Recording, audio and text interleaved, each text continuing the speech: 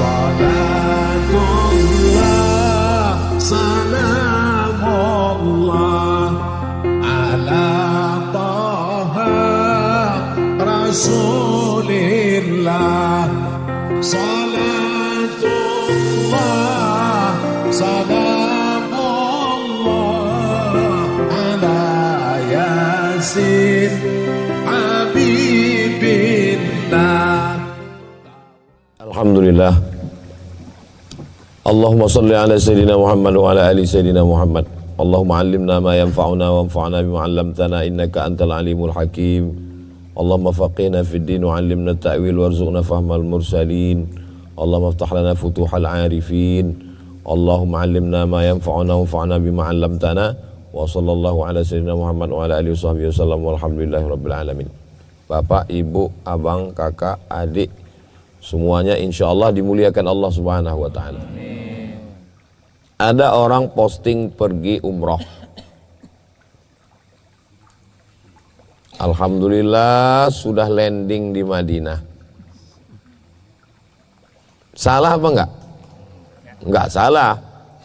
Jadi kalau ada orang katakan enggak usah posting, ria itu, berarti dia sakit hati. Jadi kalau kita sakit hati, seperti orang sakit gigi. Kalau kita orang sakit gigi itu, orang nyanyi pun dia marah, orang senyum pun dia sangka ngejek dia. Nah, jadi kalau kita ngelihat sesuatu, menurut kita nggak etis, nggak layak, kita tanya dulu orang, menurut kamu gimana? Menurut saya biasa aja, berarti kita bermasalah. Jangan kita bermasalah ngajak orang punya masalah seperti kita. Sakit gigi kok ngajak-ngajak? Aku ada sakit gigi nih, yuk sama-sama sakit yuk.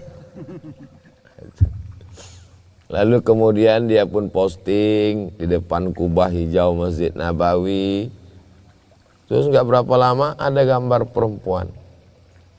Ditanya sama orang, itu siapa? Umroh bareng pacar.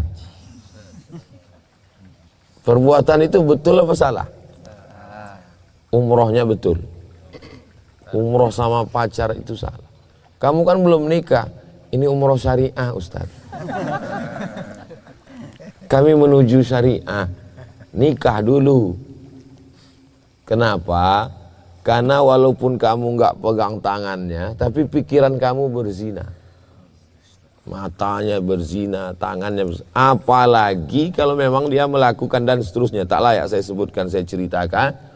Lalu setelah buat dosa, tawaf, subhanallah walhamdulillah wala ilaha illallah, pas di rukun yamani sama Hajar Aswad, Rabbana atina, di depan Ka'bah nangis sekuat-kuatnya. Itu air mata betul atau air apa itu? Buaya. Kenapa disebut air mata buaya? Karena buaya itu kalau dia habis makan babi hutan, kenyang, itu keluar air matanya. Kenapa? Saking kenyangnya. Beda sama kita kalau makan berkeringat, itu airnya keluar dari pori-pori. Dia nggak ada pori-porinya. Satu lubang di tepi matanya, dari situlah keluar cairan. Jadi orang yang menangis lalu merasa, alhamdulillah dosanya udah selesai, lalu pulang ke tanah air, pacaran lagi, mabuk lagi, jalan lagi, maksiat lagi. Nanti kira-kira 3 bulan, 4 bulan lihat iklan umroh akbar bersama Ustadz Somad. Mantap ini. Berangkat sana, nangis lagi, minta ampun lagi. Maka kata Karl Marx yang disebut dengan aliran Marxisme, pendiri komunis, kata dia, religion is opium. Agama itu adalah candu. Jadi jangan heran orang mabuk agama, kecanduan agama.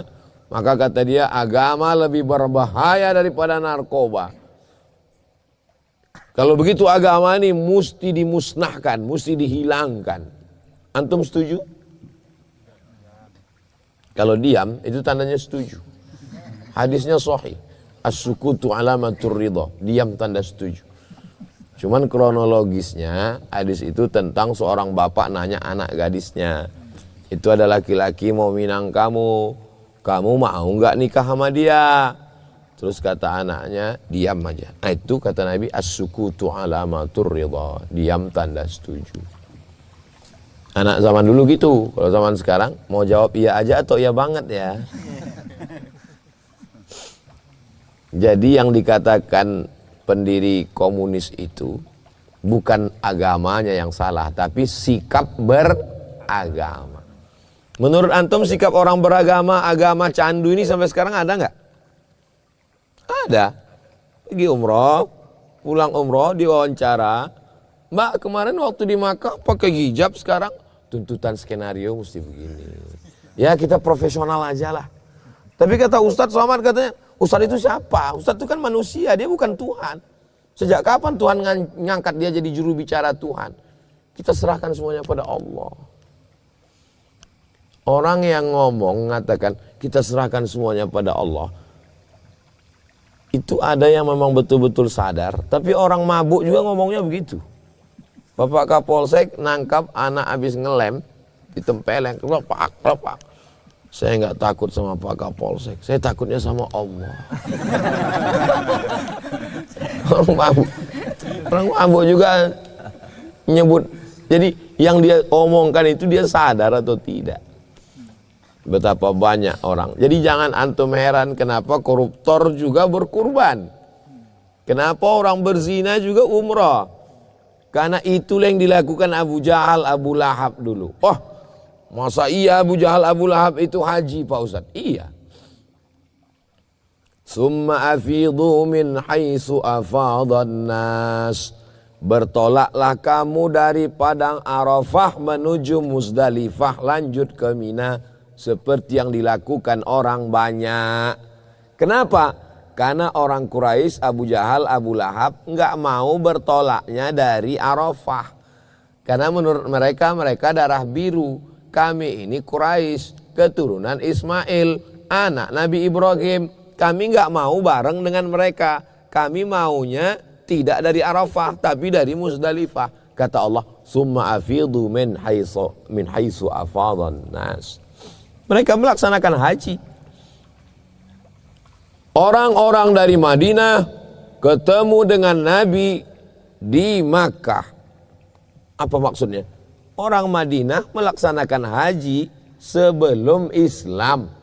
Sebelum Islam mereka sudah melaksanakan haji. Dan mereka berkeliling di Safa Marwah. Safa Marwah. Safa Marwah. Turun ayat. Laisa alaikum junahun. Kamu enggak apa-apa. Waktu melaksanakan haji itu ayyat tawafa bihima. Siapa yang melaksanakan haji umrah, dia boleh berkeliling antara Safa dan Marwah. Ayat ini membingungkan. Tawaf di Safa dan Marwah itu kan rukun. Rukun umrah 5. Niat, tawaf, sa'i, tahallul, tartib. Haji tambah satu lagi. Niat, tawaf, sa'i, tahallul, wukuf di padang Arafah, tartib. Berkeliling antara Safa dan Marwah itu rukun. Kok dalam ayat ini disebut boleh? La junaha alaihi ayyat tawafa bihima. Siapa yang melaksanakan haji dan umrah boleh berkeliling Safa dan Marwah. Karena dulu orang jahiliyah juga melaksanakan sa'i. Sebelum Islam datang mereka udah sa'i. Tapi di atas bukit Safa ada patung namanya Isaf. Di atas bukit Marwah ada patung namanya Nailah. Isaf dan Nailah ini dulu mohon maaf berzina. Lalu terkutuk menjadi batu, membatu. Lalu diletakkan mereka di atas. Mereka berkeliling, dicampur dengan ibadah itu dengan sesuatu yang haram. Saat Nabi datang, waktu mereka sa'i, ada rasa dalam hati mereka, loh ibadah Islam ini kok kayak ada bau-bau musyriknya ya. Turunlah ayat, laisa alaikum junahi ala ayyat tawafa bihima. Inna safa wal marwata min syairillah. Faman hajjal baita aw i'tamara fala junaha alaihi ayyat tawafa bihima. Ketika kamu melaksanakan haji, umrah, sa'i, saat kamu sa'i di Safa Marwah, enggak apa-apa. Karena patung Isaf dan Nailah itu kan sudah dibuang. Jadi kamu sa'i itu sa'i betul, enggak ada bau-bau musyriknya. Artinya mereka juga melaksanakan sa'i. Apakah mereka sholat, Pak Ustadz? Ya, mereka sholat. Mana bukti mereka sholat? Waktu Nabi datang, Nabi mengambil semua berhala yang ada di dalam Ka'bah yang ada 360. 360 semuanya dibuang. Artinya apa? Kalau disembah satu hari satu, 360 berarti 360 hari. Lebih rajin mereka daripada kita. Kalau masalah ibadah, orang musyrik itu rajin. Apa yang mereka cari dengan ibadah itu? Merasakan ketenangan. Ya Lata, ya Uzza, ya Manat, ya Hubal, ya Jibti, ya Taghut. Ada satu berhala namanya Naham. Nama berhalanya Naham. Jangan kasih nama anak Naham. Pagi-pagi dia bawa susu. Wahai berhala Naham, inilah pagi ini susu. Selesai dia berdoa, tolong selamatkan aku hari ini. Tidak berapa lama datang anjing, meminum susu yang udah dia kasih. Dia pun terkejut, loh, mau dilarang gak enak, kan punya Tuhan. Udah selesai anjing itu kenyang minum susu, diangkatnya kakinya sebelah, kencing dia. Dikencing. Berpikir dia, loh, aku ini tujuannya berdoa kan mau ngambil berkah dan nolak bala. Mau ngambil berkah, susu Tuhan aja kena minum anjing. Mau nolak bala, Tuhan aja kena kencing. Gimana lagi aku, kata dia. Akhirnya dia datang ke Nabi Muhammad, masuk Islam. Itulah dia Abu Dzar Al-Ghifari radhiyallahu anhu. Jadi seandainya orang mau berpikir aja dikit, dia nggak akan nyembah berhala. Mau berpikir aja dikit. Lalu kenapa mereka nggak berpikir? Otaknya nggak ada. Waktu pembagian otak, dia nggak datang. Atau datang tapi terlambat, nggak cukup, nggak sampai 2 derajat untuk mikir tentang itu. Makanya nggak ada otak, makan otak-otak. Baru azan subuh. Maka kalau cerita masalah ibadah, orang kafir musyrik juga beribadah. Apakah mereka berkurban? Mereka berkurban. Mana buktinya mereka berkurban? Dulu kepala kambing, kepala onta dengan darahnya ditempelkan ke dinding Ka'bah. Terimalah kurban kami ya Allah. Datang Nabi Muhammad SAW. La yanalullahu dima'uha. Darahnya tidak sampai kepada Allah. Wala luhumuha. Dagingnya enggak sampai pada Allah. Allah itu bukan hantu jembalang tanah. Darahnya, dagingnya, darahnya dibuang karena najis, dagingnya untuk kita. Enggak Pak Ustadz, kami enggak ada dapat daging, cuma dapat kupon aja. Iya, karena terlambat ngambil, diambil panitia. Artinya mereka juga berkurban. Apakah mereka melaksanakan akikah? Iya, mereka melaksanakan akikah. Anaknya lahir, dipotong kambing, diambil darah kambing itu, diusap ke kepala anaknya. Datang Nabi Muhammad SAW, akikahnya tetap jalan, dan mengoles darah kambing ke kepala anak nggak boleh lagi. Bapak-bapak yang udah punya anak, kemarin waktu anaknya akikah ada yang dioles darahnya ke kepala? Nggak ada. Paling kita disuruh bawa kelapa, air, gunting rambut, dibersihkan, darahnya buang. Darah itu najis. Hurrimat alaikumul maitatu, bangkai haram. Waddamu, darah haram. Walahmul khinzir, babi haram. Artinya apa? Bahwa darah nggak boleh lagi dibuang, najis, kotor. Dagingnya dimasak, makan bareng. Umur anak 7 hari. Nggak ada uang 7 hari, 14 hari. Nggak bisa 14 hari, 21 hari. Nggak bisa 21 hari, nggak usah hitung tengok kalender, kapan aja bisa. Kalau ada bapak ibu yang belum akikah, pulang dari sini beli kambing akikah. Nanti kami mampir. Insya Allah. Tapi akikah aja, jangan cukur rambut. Jangan pakai nama baru, susah ngurus akte. Apa maknanya? Bahwa mereka beribadah, tapi tidak merubah perilaku. Jadi dengan berislam ini yang pertama, setelah kita bertaubat, berislam, berhijrah, ada perubahan perilaku. Itulah yang disebut dengan amar ma'ruf nahi. Jadi kalau ada fenomena acara maulid rame, tablik akbar rame, tapi maksiat dangdut lebih rame, orangnya itu juga. Fenomena apa ini? Fenomena jahiliyah. Tapi kan Allah Pak Ustadz membuka pintu taubat. Iya, yang tertutup itu pintu WC. Pintu taubat memang terbuka selalu, tapi kita mempermainkan taubat kita kepada Allah. Orang yang lebih dulu istighfar baru bertaubat hatinya kal mustahzi, seperti orang ngejek ngolok-ngolok Allah. Astaghfirullahaladzim. Jadi taubat itu syaratnya 3. Yang pertama an-nadamu fil qalbi, nyesal dulu dalam hati. Yang kedua al-iqraru bil lisani, dinyatakan dengan lidah astaghfirullahaladzim. Yang ketiga adalah al-itmaru alla ya'uda ilaihi abadan, tekad untuk tidak mengulanginya. Mudah-mudahan kita semua bertobat betul-betul taubat nasuha. Setelah taubat itu, ketika baru taubat itu baru menanam benih. Benih yang ditanam ini bisa mati kalau tidak disiram. Maka cara menyiramnya adalah ngaji. Saya nggak bisa langsung datang ke Riau ngaji Pak Ustadz. Ustadz pun jadwalnya di Jawa Barat setahun sekali online. Boleh ngaji online? Boleh. Yang penting ustadznya ada.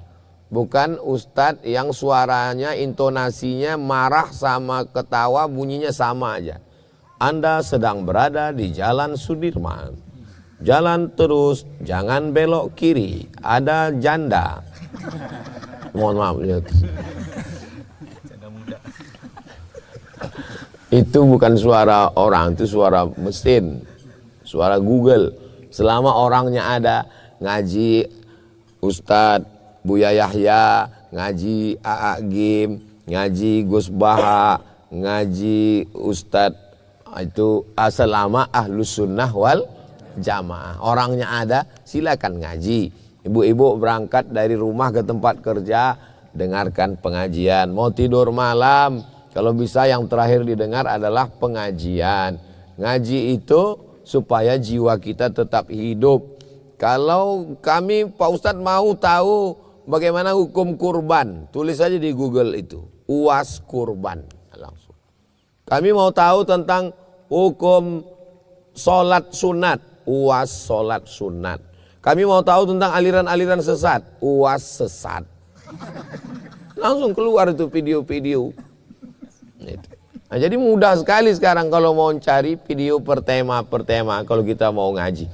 Kalau urutannya ngaji itu gimana Pak Ustadz? 3. Yang pertama akidah, yang kedua fikih, yang ketiga akhlak. Dimanapun mau ngaji, dari Sabang sampai Maroko, ustadznya siapapun gak keluar dari 3. Akidah, fikih, akhlak. Pengajian kita subuh ini adalah tentang hukum jual kulit hewan kurban. Itu masuknya kemana? Fikih. Kajian kita subuh ini adalah tentang takdir Allah. Masuknya kemana? Akidah. Kajian kita subuh ini adalah bagaimana supaya kita sabar menerima musibah.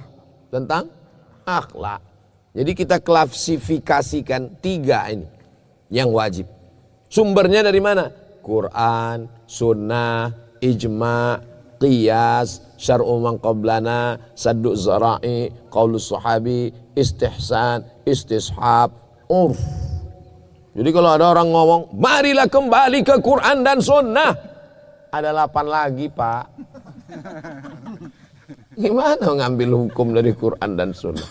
Kita mesti kembali ke Quran dan sunnah. Boleh saya teruskan yang 8 lagi? Bapak nggak hafal kan? Tidak sesederhana itu. Masih panjang pembahasannya dalam ilmu usul fiqh. Jadi ngaji. Jangan pernah berhenti ngaji. Ustadz kalau udah jadi ustadz berhenti ngaji.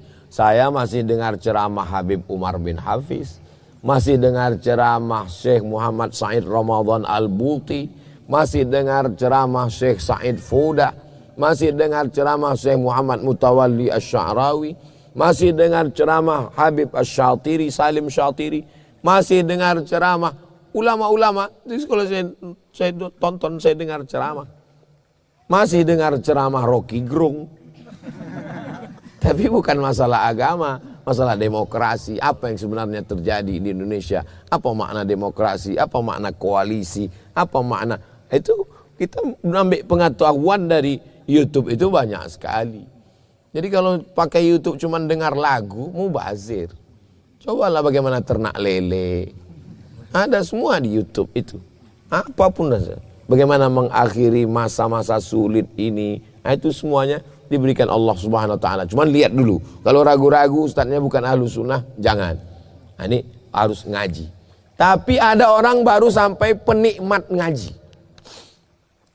Dia sedang susah ini. Terus ustadznya mengatakan, kita mesti serahkan semuanya pada Allah. Puncak dari beragama adalah Islam, menyerahkan pada Allah. Wah, gua banget ini. Kok kayaknya ustadz ini tahu suasana hati saya ya. Baru sampai menikmati ngaji. Belum ada action sama sekali. Oke, kalau baru tahap-tahap awal hijrah, taubat, nggak apa-apa. Tapi mesti ada actionnya. Karena agama ini bukan NATO. No action, talking only. Dia harus ada action. Ustaz Somad, saya mau bangun rumah Quran. Mantap, mainkan. Lanjut. Ah, itu action itu. Bagus.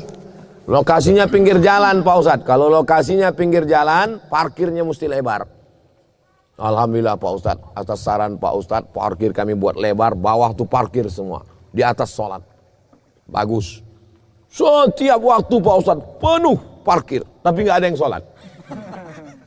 Orang kemana? Numpang kencing semua. Buat baleho besar. Jangan cuma numpang kencing. Sempatkan juga sholat ke atas. Bagus. Ini Pak Ustadz lokasinya agak jauh dari keramaian, gak dekat pemukiman masyarakat. Kira-kira tanah ini bagusnya apa? Pesantren. Mesti boarding. Kenapa? Karena orang gak akan mungkin datang parkir. Full day pun sekolah gak bisa. Nah, maka dibuat anak-anak boarding. Carikan gurunya. Jangan menunda. Menunggu sempurna. Gak akan bisa. Demikianlah buku ini kami tulis. Banyak sekali kekurangannya. Mohon kritik dari pembaca. Karena kesempurnaan hanya milik Allah. Andai ditunggu sempurna, maka buku ini nggak akan jadi. Betul Pak. Kalau ditunggu sempurna, nggak jadi-jadi. Buktinya, saya nggak jadi-jadi nulis buku. Mau nunggu sempurna terus. Salah ini, kurang ini, betulkan ini. Nah, jadi jangan pernah menunggu sempurna. Begitu kita ada mau melakukan, Bismillahirrahmanirrahim. La haula. Berjalan saja dengan perjalanan waktu, insya Allah dia akan berlanjut. Sama seperti hubungan kita. Kan nggak mesti menunggu sempurna. Yang penting jalan aja dulu. Banyak. Begitu rata-rata laki-laki kalau ditanya. Jadi kapan kamu minang aku? Ya nggak usah pikir lah. Yang penting kita jalan aja dulu. Nanti kalau sesuai kita lanjutkan. Kalau enggak ya kamu babak belur, aku untung. Perempuan selalu mau dirugikan. Yang penting kita jalan aja dulu. Ya enak di kamu. Aku yang hancur bro. Perempuan kalau mau dia berpikir, dia tidak mau terpukau oleh buaya darat yang luar biasa ini. Buaya itu kalau di air dia nggak ada basa-basi. Begitu dia nampak ada mangsa, dia terkam langsung, habis. Tapi kalau dia udah naik ke darat, oh, adek. Nah itu, jadi dia penuh dengan basa-basi. Lalu kemudian pertama sirami dengan ngaji. Setelah mendengar, jangan jadi sekedar penikmat ngaji, tapi langsung ada action. Yang ketiga, faidza faraghta fansab. Selesai bangun satu rumah Quran, udah selesai, bangun masjid. Masjid udah selesai, bangun lagi macam-macam. Ini kenapa ada serangan wereng ini?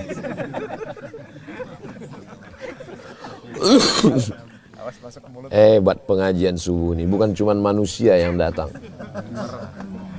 Fa idza faraghta fansab. Selesai satu pengajian jangan berhenti, jangan berpuas hati. Bangun satu pondok, selesai pondok satu, bangun lagi. Sampai kapan? Sampai mati. Ada hadis. La tuftahannal Konstantinia. Konstantinopel akan direbut oleh umat Islam. Wala ni'mar amiruha.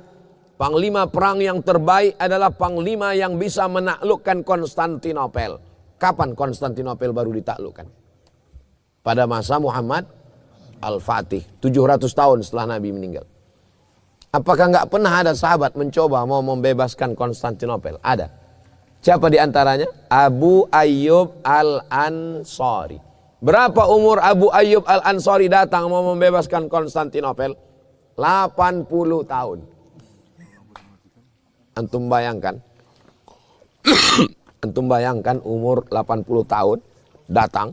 Mau kemana kek? Membebaskan Konstantinopel.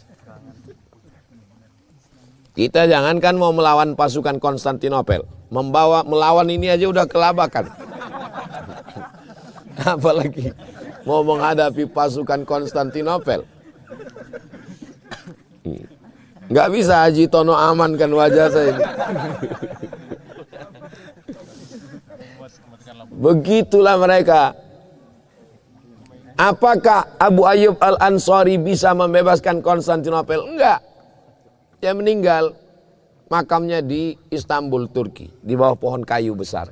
Nanti mudah-mudahan kita bisa sama-sama ke Turki ziarah ke makam Abu Ayyub Al-Ansari. Pulang dari umroh. Ongkos tanggung masing-masing. Artinya apa? Bahwa walaupun kita udah tua, tetap. Nanti kalau Bapak Ibu udah tua, lagi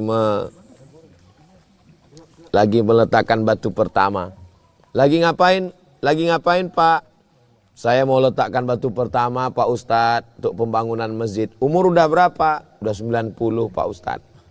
Jangan kita ketawa. Karena dia mau dapat pahalanya. Yang melanjutkannya siapa? Ya kita. Nah jadi agama ini kalau nggak action, itu nanti kita jadi penikmat ngaji. Banyak jamaah yang jadi penikmat ngaji. Ngaji aja. Ngaji terus. Tapi pas diajak untuk action, ya kalian ajalah dulu. Nanti saya nantilah. Nanti ajalah dulu lah. Dah, habis action. Habis action itu muncul ego. Muncul ego. Kalau bukan karena saya, kalau bukan karena etos kerja saya, kalau bukan karena duit saya, ini godaannya luar biasa. Godaan antara sebelum beramal dengan setelah amal jadi, itu luar biasa. Itu maka hati dibersihkan dengan ikhlas. Makanya banyak orang nggak mau dia sebut nama dia. Ustadz, ini masjid ini kita buat nama Ustadz ya? Nggak usah, jangan. Saya nggak mau rusak hati saya, jangan. Jadi masjidnya namanya masjid apa Ustadz? Buat aja nama masjidnya Masjid As-Somad. Tapi itu nama Ustadz. Enggak, itu Asmaul Husna. Saya paling nggak mau. Saya mau hati saya bersih. Masjid As-Somad. Jangan Masjid Abdul Somad ya, jangan. Masjid As-Somad aja. Tapi bukan berarti salah kalau nanti tiba-tiba ada ketemu masjid pinggir jalan. Selamat datang di Masjid Al-Tono. Milik Pak Haji Tono. Al artinya keluarga. Tono artinya keluarga Pak Haji Tono. Al artinya keluarga. Allahumma sholli ala sayyidina Muhammad wa ala ali Muhammad. Al artinya keluarga. Ali Imran artinya keluarga. Keluarga Imran. Jadi boleh aja, nggak masalah. Silakan. Jadi nggak selamanya kalau dibuat namanya lalu nggak ikhlas, enggak. Jadi kalau ada orang yang ngapain buat masjid nama bapaknya nama ibu, nggak ikhlas itu. Tanya dulu. Boleh jadi kita yang lagi sakit hati. Karena enggak, kalau kamu mau hatimu bersih, buat juga masjid sama bapakmu buat. Supaya sama. Itu masjid nama bapakmu ya? Iya sama, aku juga buat nama bapakku. Buktinya dia hatinya bisa aman. Kenapa kamu ngamuk? Berarti kamu belum buat nama bapakmu.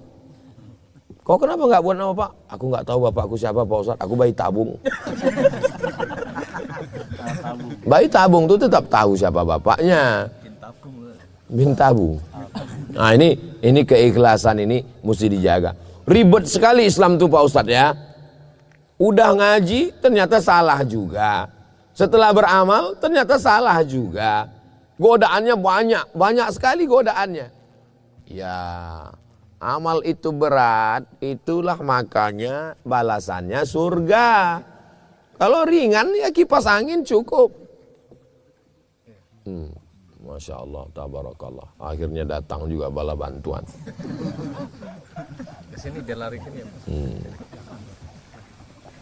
Sebelum tobat, kata setan, jangan tobat dulu, tunggu pensiun aja. Kiamat masih lama. Kemarin diprediksi 2012 tuh nggak jadi. Kemarin sibuk, katanya dunia mau kiamat, nggak jadi, dunia masih ya. Akhirnya tobat. Setelah tobat, mau beramal, mau action, nggak usah lah. Ya untuk tahap awal ini nikmat ngaji aja dulu. Dengar kajian Ustadz Adi Dayat, dengar kajian Ustadz Somad, nikmati aja dulu. Untuk actionnya nanti aja, ribet itu. Bangun masjid lagi, nanti masjidnya udah siap nyari imamnya lagi. Nanti imamnya kabur nyari imam yang baru lagi. Serahkan ke masyarakat, masyarakat kelahi jadi ketua masjid. Ribet itu, nggak usah ribet. Ngapain? Itu memang udah kerja setan itu namanya SOS, standar operasional setan. Setelah dibangun, setan datang berbisik, itu masjid kamu, itu pondok kamu, itu amal kamu, itu anak yatim yang kamu sekolahkan. Nggak berhenti terus. Jadi sampai kapan ini Pak Ustadz? Sampai kita mati husnul khotimah. Makanya saya selalu di mana-mana doakan Ustadz Somad mati dalam keadaan husnul. Biasanya saya tausiah itu sesuai dengan botol. Ini enggak pakai 300-600 ml. Tausiah sampai matahari terbit. Udah terbit? Belum. Lama lagi nih kelihatannya. Sebanyak air di Mataharinya sebanyak air di kolam. Rasa-rasanya selama tausiah inilah nanti video background yang paling bagus. Ada gunung di belakang, ada air, ada asap-asapnya. Iya kan? Seperti artis safari tahun dulu TVRI kan, kalau penyanyinya muncul ada asap-asapnya. Sekarang live Ustaz. Hah? Live ini sekarang? Hai guys. 2000 penonton. 2000 saudara kita sedang menyaksikan. Di TikTok 4000 Ustaz. Di TikTok 4000. Bayangkan itu. 4000 tambah 2000, 6000. Padahal kita yang ada di sini hanya sekitar 220.000. Bersama malaikat-malaikat rahmat yang turun di tempat yang penuh. Kita doakan sahibul mahal, Pak saudara kita diberikan keberkahan. Tempatnya ini tempat dibuat untuk sholat qobliyah subuh, sholat subuh, zikir, ngaji.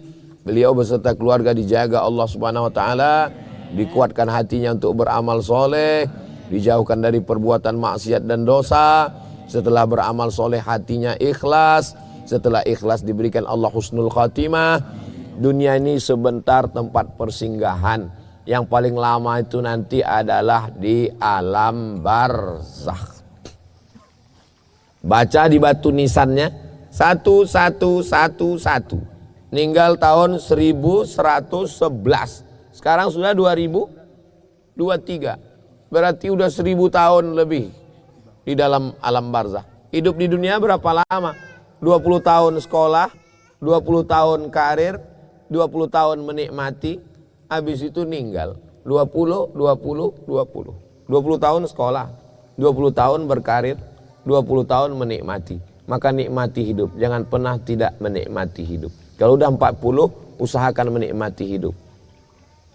40 usia agak enak menikmati hidup. Kalau udah lebih daripada itu udah nggak bisa lagi. Dikasih durian udah nggak bisa. Ustaz kok ingat durian? Tadi malam saya makan 2 biji. Dikirim sama Pak Sahibul Bait. Artinya apa? Kita hidup ini harus ada standar-standar. Lalu kemudian setelah itu kita lewati sesuai yang kita inginkan dengan yang terjadi. Alhamdulillah. Berarti Allah ingin kita bersyukur. Sudah kita target ternyata enggak sesuai dengan kenyataan. Berarti Allah nyuruh kita bersabar. Hidup ini cuma 2. seperti burung yang terbang dengan dua sayap. Sayap yang pertama syukur, sayap yang kedua sabar. Ustadz, saya udah tobat, saya udah ngaji, saya udah bangun masjid, saya sudah umroh. Kenapa saya sakit? Kenapa hidup saya susah? Jadi dia cara pikirnya gini. Kalau senang rahmat, kalau susah laknat. Kalau sehat rahmat, kalau sakit laknat. Kalau kaya rahmat, kalau miskin laknat. Ini orang salah mikir. Gara-gara salah mikir, salah ngomong. Gara-gara salah ngomong, salah bertindak, salah berbuat. Cara berpikirnya tidak begitu. Ketika kamu sudah bertobat, berhijrah, ngaji, Allah tidak merubah hidupmu. Hidupmu seperti yang sudah ditakdirkan Allah. Yang dirubah Allah itu adalah cara kamu menghadapi hidup. Yang sebelumnya kamu down, putus asa. Setelah kita ngaji, kita menjadi lebih kuat. Kita tetap sakit. Tapi bedanya orang yang lain sakit, stres, depresi, mati. Kita tetap beristighfar, bertasbih, husnuzon, boleh jadi dengan itu Allah menghapuskan dosa-dosa kita. Dan boleh jadi Allah mengangkat derajat kita. Jadi banyak orang sekarang banyak salah. Dulu Pak Ustadz saya mabuk, rezeki saya lancar. Sekarang setelah sholat, malah seret, macet. Terus saya mabuk lagi. Cara berpikirnya ini orang begini, ini otaknya ada, cuman sungsang. Mesti diluruskan. Jadi kita cara berpikir ini dibenarkan, harus diluruskan. Kalau masalah sakit, Nabi Ayub sakit, padahal dia Nabi. Kalau masalah nggak ada keturunan, Nabi Ibrahim 85 tahun berdoa. Tak ada yang sulit bagi Allah. Innama amruhu iza arada syai'an ayakula lahu kun ayakun. Istrinya yang sudah diponis mandul, Sarah, melahirkan anak Ishak. Kalau masalah susah, Nabi SAW di atas pelepah kurma berbekas di pundaknya. Kalau masalah terusir dari kampung halaman, Nabi Nuh alaihissalam terusir dengan perahu bahteranya. Nabi Yunus dimakan ikan 3 kegelapan, gelapnya malam, gelapnya perut ikan, gelapnya samudra yang luas. Dia serahkan kepada Allah, la ilaha illa anta subhanaka inni kuntu. Jadi jangan kita berpikir kalau udah hijrah, kalau udah taubat, kalau udah bangun masjid, kalau udah pondok tahfiz Quran, ini semua ujian gak akan datang. Salah cara berpikirnya. Dunia ini memang tempat ujian. Jadi kalau ada orang gak mau, saya Ustadz hidup ini gak mau ujian, ya mati aja. Mati pun tetap diuji juga. Akhirnya bunuh diri, ambil pisau, mati. Tetap datang malaikat. Tetap ada pertanyaan mungkar nakir. Marabbuka, aku nggak mau ujian lagi. Ini nggak bisa. Tetap ada ujian. Maka kalau ditanya orang, ini ceramah kesana kemari, ini bapak terus semangat ngurus anak yatim. Istirahatnya kapan? Kita harus istirahat. Istirahat itu nanti di surga bersama kamu, Beb. Kita semua ini nanti akan beristirahat dalam istirahat yang tenang di surga bersama Rasulullah sallallahu alaihi wasallam. Coba bayangkan, seandainya ketemu Nabi Muhammad, kita mau apa? Ada tuh video pendek, kalau ketemu Nabi mau apa? Nanti orang antum datang, antum cari orang yang belum tahu. Kalau udah tahu nanti dia buat jawabannya panjang sekali. Seandainya kamu ketemu Nabi, kamu mau apa? Saya pernah ditanya orang gitu. Seandainya kamu ketemu Nabi, kamu mau apa, Ustadz Somad? Saya nggak sanggup ngomong. Jangankan di depan Nabi, di depan Habib Umar aja nggak sanggup ngomong. Waktu di Istiqlal. Berikut ini mari kita dengarkan tausiah oleh Ustadz Abdul Somad. Apa yang mau diomongin? Blank, hilang. Jadi kalau ketemu Nabi, mungkin saya akan cium kakinya. Udah gitu aja, sampai diusirnya. Nggak sanggup mau buat apa-apa. Malu. Karena kita banyak dosa, banyak silap, banyak salah.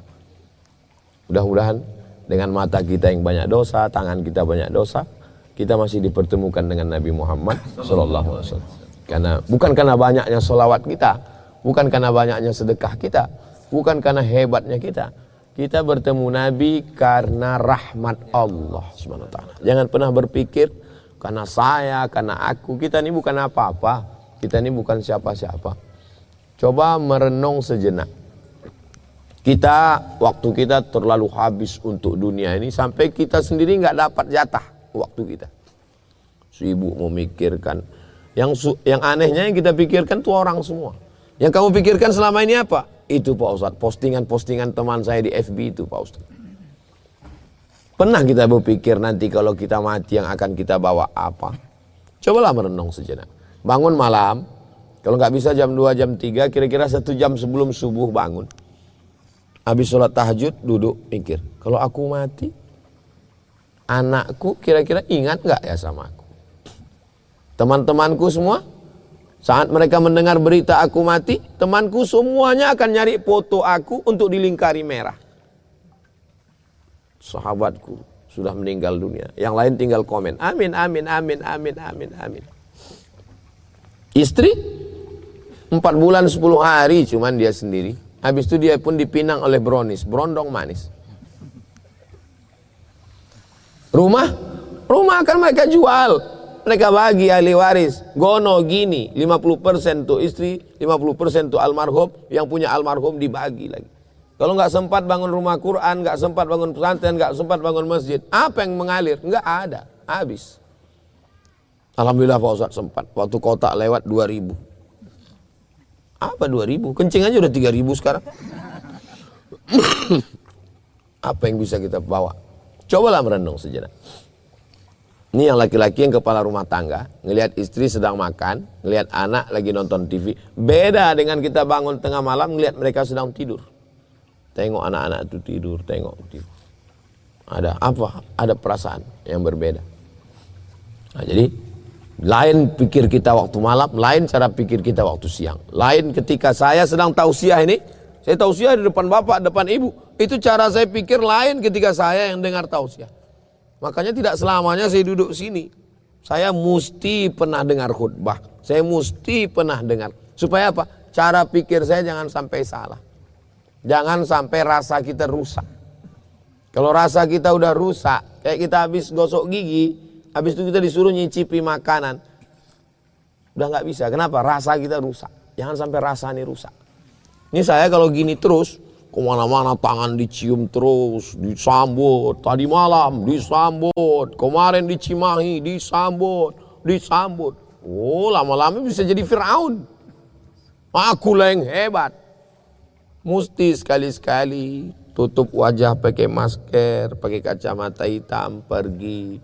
Bawa mobil sendiri, rasakan bagaimana sakitnya diusir tukang parkir, rasakan bagaimana ngantri panjang, supaya apa? Supaya rasa kita nggak rusak. Rasa ini kalau nggak diperbaiki, kita memperbaiki baju, kita memperbaiki wajah, tapi kita kurang memperbaiki hati, memperbaiki rasa kita. Jadi dengan ngaji itu kita sedang menghaluskan rasa kita. Dengan menempelkan kening ke lantai, menghaluskan rasa kita. Dengan tahajud malam, itu memperbaiki rasa kita. Supaya kalau rasa kita benar, hidup ini kan penuh dengan perasaan. Termasuk rasa menyampaikan tausiah. Kenapa Ustaz Somad itu kalau tausiah dia batasi? Karena saya tahu merasakan jadi jamaah itu. Kapan Ustaz ini kok nggak berhenti-berhenti? Begitu panjangnya, demikianlah tausiah yang singkat ini. Kenapa Ustaz kalau khutbah itu berapi-api menggelegar? Saya tahu rasanya beratnya sholat Jumat itu. Ngantuknya minta ampun. Kadang-kadang Ustaz itu cabang 3 saya lihat. Jadi rasa ini mesti kita jaga. Yang sebelum tobat, setelah tobat ngaji, setelah ngaji action, setelah action ikhlas, setelah ikhlas husnul khatimah, akhirnya kita pun semua akan mati menghadap Allah Subhanahu wa ta'ala. Ustaz Somad tabligh akbar dengan Ustaz Arifin Ilham. Ustaz Arifin Ilham sudah pergi meninggalkan saya. Ustaz Somad dengan Ustaz Tengku Zulkarnain keliling. Ustaz Tengku meninggalkan saya. Oh itu ya kan mereka lebih tua dari Ustaz. Ustaz Somad dengan Ustaz Mahir Tuwailibi di Medan keliling. Di Bogor. Jauh umur saya tua dari dia. Beliau sekitar 90-an. Saya 77. Lebih dulu meninggalkan saya. Saya selalu memikirkan mereka, untuk mereka yang sudah mendahului kita. Al-Fatihah. A'udzubillahi minasyaitonir rajim. Bismillahirrahmanirrahim. Alhamdulillahirabbil alamin arrahmanir rahim maliki yaumiddin. Iyyaka na'budu wa iyyaka nasta'in shiratal mustaqim shiratal ladzina an'amta 'alaihim ghairil maghdubi 'alaihim waladdallin. Amin. Kita tidak benar-benar yakin tentang mati sampai kita mati. Kita tidak benar-benar yakin bahwa kita bisa jatuh dari sepeda motor sampai akhirnya kita jatuh. Kita kalau dinasihati, bawa motor hati-hati ya, nanti jatuh. Kita nggak yakin. Apa iya bisa jatuh? Sampai akhirnya kita jatuh, baru kita yakin. Mati juga begitu. Kamu jangan buat dosa, nanti kamu mati. Kita nggak yakin mati itu ada. Sampai akhirnya betul-betul mati, baru yakin. Tapi waktu itu mau ngasih tahu siapa? Ngasih taunya lewat mimpi. Datang lewat mimpi. Ustaz Somad, aku yakin sekarang. Ya kau udah mati.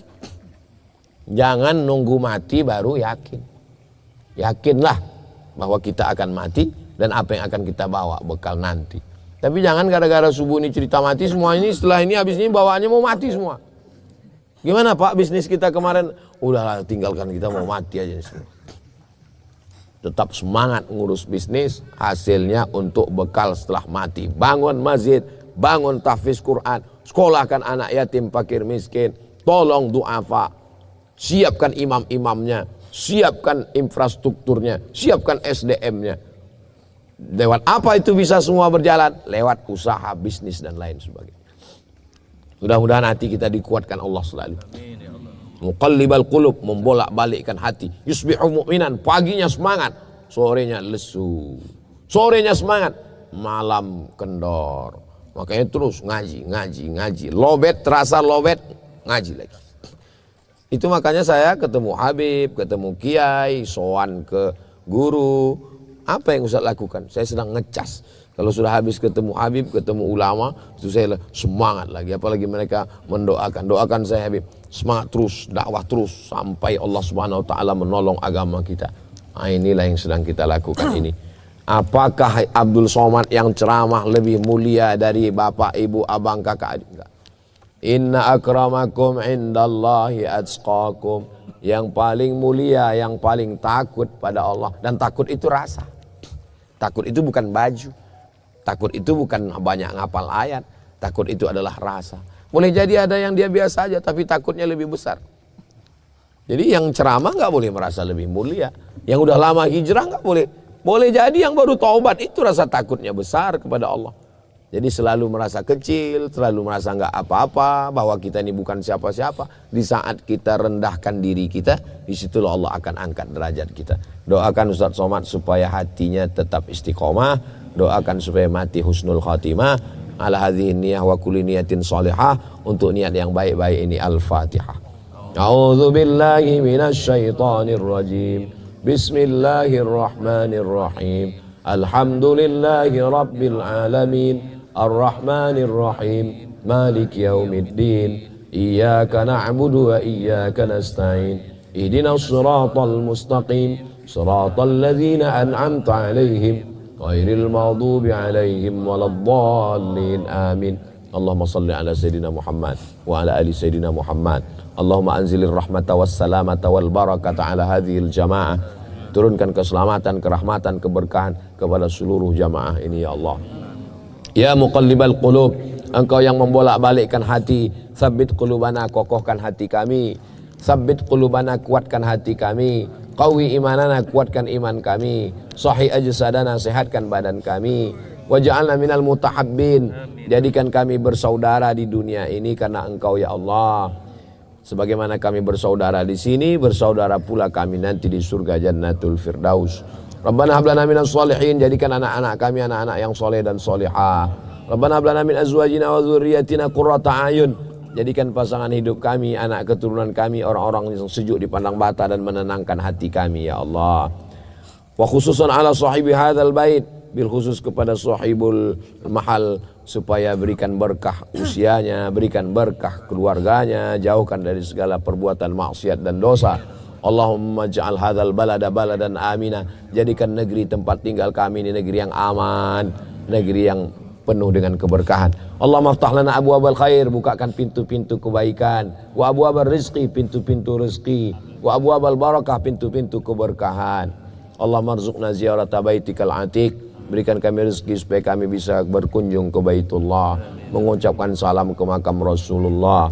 Wa adkhilnal jannata ma'al abrar, masukkan kami ke dalam surga bersama ma'an nabiyyin was-siddiqin was-syuhada was-salihin. Rabbana ighfir lana dzunubana wa liwalidayna warhamhuma kama rabbayana shaghira. Rabbana atina fid dunya hasanah wa fil akhirati hasanah wa qina adzabannar. Allahumma khtim lana bi husnil khatimah. Allahumma ja'al akhir kalamina, jadikan akhir kalam kami ketika ajal kami sampai, yang terakhir keluar dari mulut kami la ilaha illallah Muhammadur Rasulullah. Wallahu sallam. Rabbana atina fid dunya hasanah wa fil akhirati hasanah wa qina adzabannar. Wa sallallahu ala sayyidina Muhammad wa ala alihi wasallam. Walhamdulillahirabbil alamin. Taqabbalallahu minkum minna wa minkum taqabbal ya karim. Terima kasih segala perhatian. Mohon maaf segala kesilapan dan kekhilafan. Wassalamualaikum warahmatullahi wabarakatuh.